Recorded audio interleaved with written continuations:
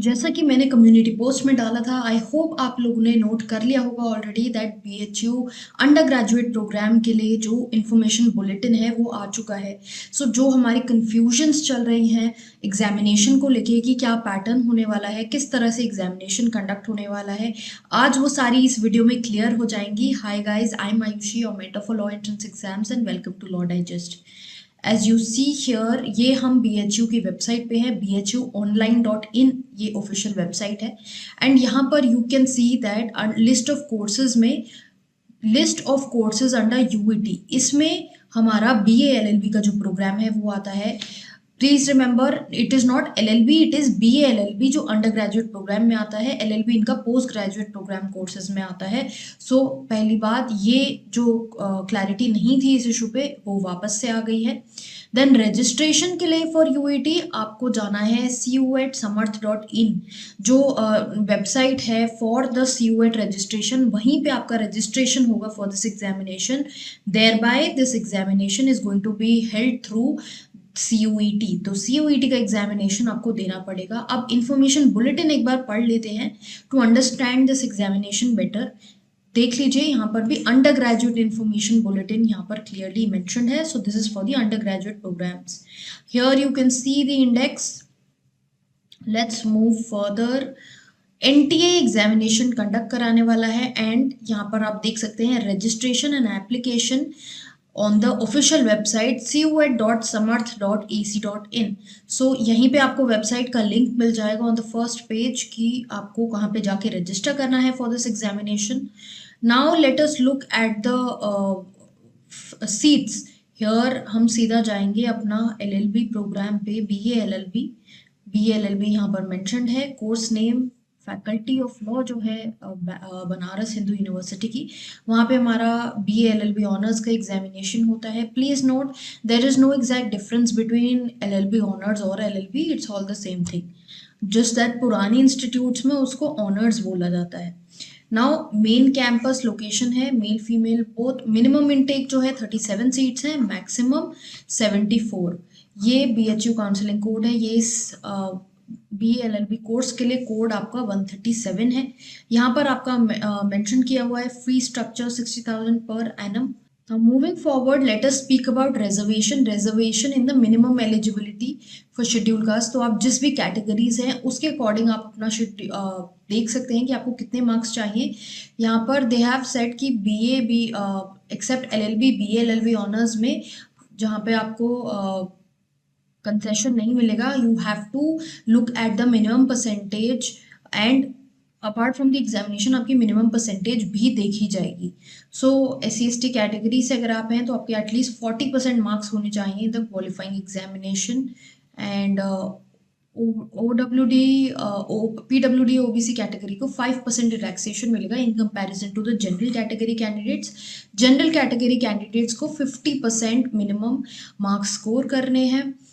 Now you can see this further, you can read this from your end कि आप अगर किसी category से हैं तो क्या क्या क्राइटेरिया आपके मीट होनी चाहिए।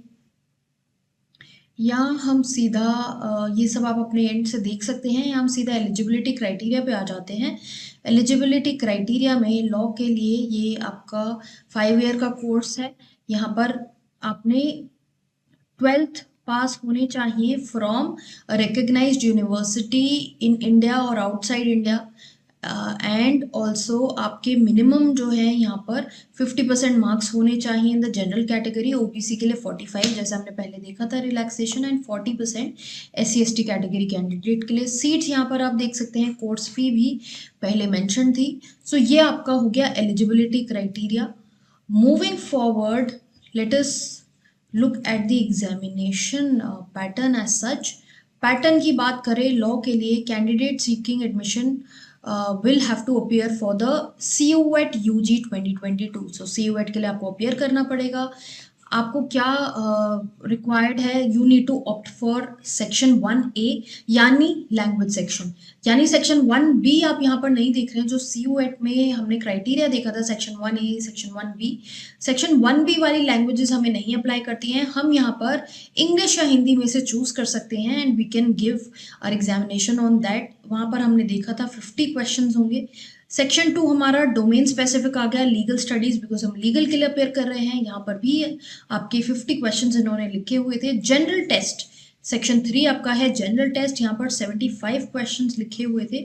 अब जनरल टेस्ट में आपके क्या क्या आते हैं, आपका quant, analytical reasoning, logical reasoning, GK, current affairs, ये सारी चीज़ें आपके जनरल टेस्ट में जज करी जाएंगी।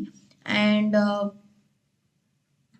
सो बेसिकली ये आपको ये तीनों ही सेक्शंस में आपको अपियर करना है, तीनों टेस्ट देने हैं। तो all in all we can say कि जो हमारा एडमिशन प्रोसेस है CUET के थ्रू होने वाला है।